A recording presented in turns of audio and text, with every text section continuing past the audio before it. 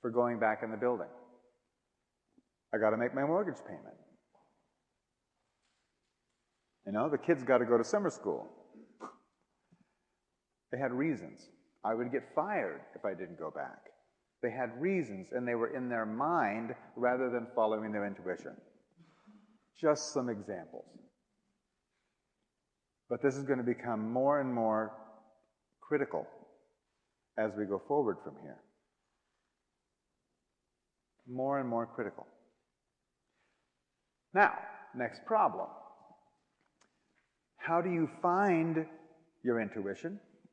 And how do you keep it tuned in? Because, of course, we've all had the experience, right? We've all had the experience of our intuition. Usually, it's fleeting. It's a little thing, and then it goes away. And then it's clouded with all this doubt about, was that even my own thought, or, you know, all that stuff, right? The mind just jumps right on you, and This mind thing is not your friend, friends. It's a parasitic, self-indulgent, self-preservation mechanism. It would rather be right than you be alive. The mind. You've probably had friends who denied that there was anything wrong with them because the mind said, that can't happen, that can't be there, nope, it's not right. It wouldn't go for treatment, let alone alternative treatment, and they're not here anymore. They were right until they actually kicked it.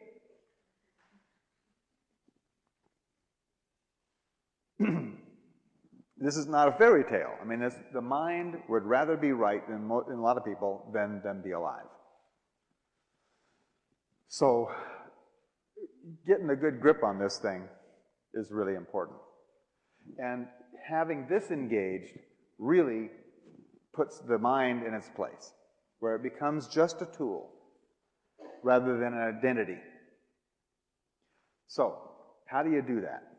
Well, intuition is your own personal knowing. Right? And all knowing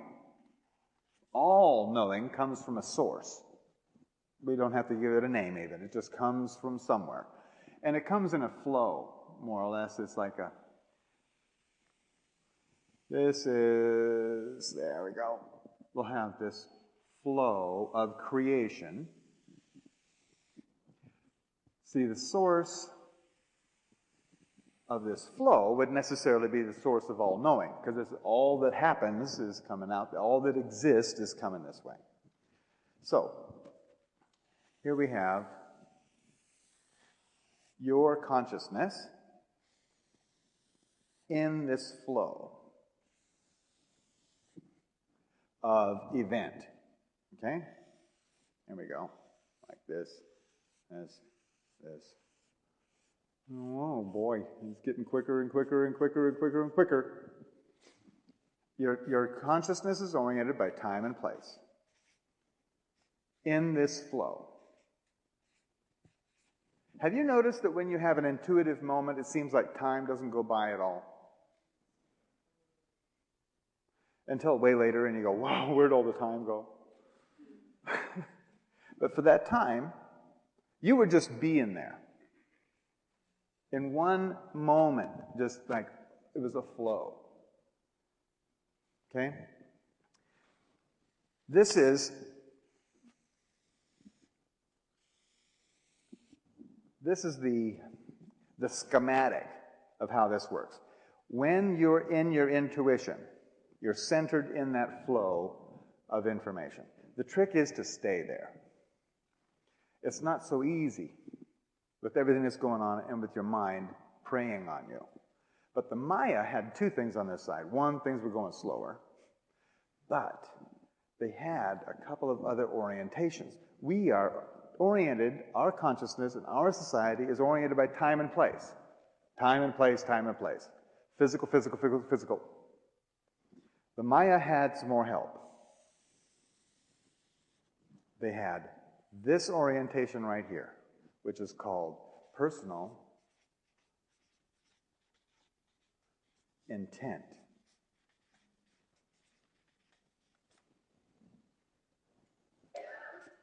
1 through 13. Have you ever been someplace you didn't really intend to be? Like at school, or at work, or the middle of an argument? Did you feel centered? Or did you feel uncentered? Did you feel centered, or were you like off-center? Okay, me too. When I was someplace I didn't really intend to be, I felt off-center. But these guys knew their personal intent. They had that orientation. So it was easier for them to recognize when they were doing what they intended to do with this lifetime. That would help to keep you centered, wouldn't it? If you felt like, right away, if you felt like that wasn't happening, you'd get back onto what you were supposed to do. Okay?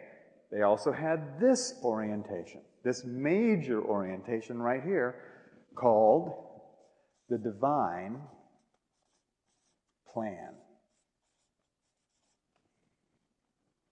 In our civilization, there is no plan. It's been 16 billion years of happy little accidents that ended up with you sitting on that chair. That's the way our science looks at it. It might as well have been an explosion in a chemical factory that produced you here. There was no divine plan. These guys had a divine plan. They knew, and that there were 20 different aspects of creation. Like a dodecahedron, you know, the geometry figure, 20-sided figure.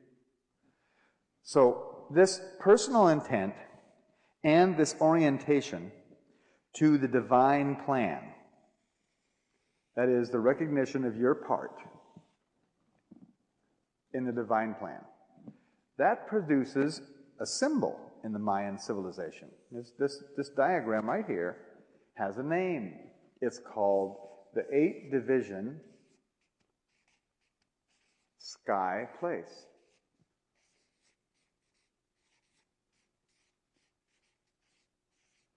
And that symbol stands for heaven.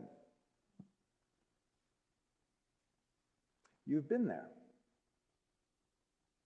There are moments in your life when you were oriented by time and place.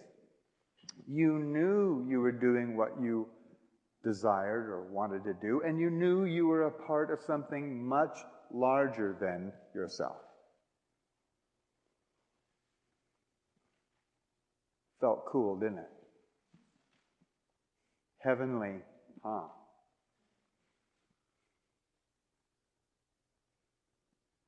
This is the importance of this calendar. The Mayan calendar was never about time.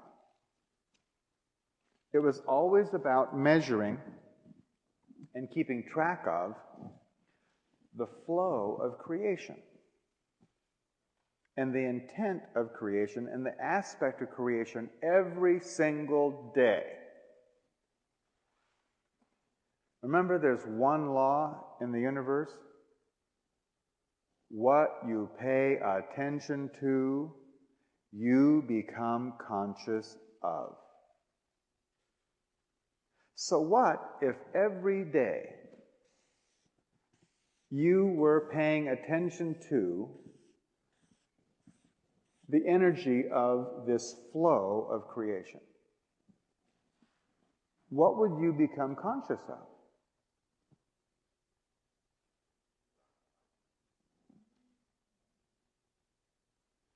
So, would it be easier to have your consciousness attuned to your intuition? Easier isn't all that good a word. It's automatic.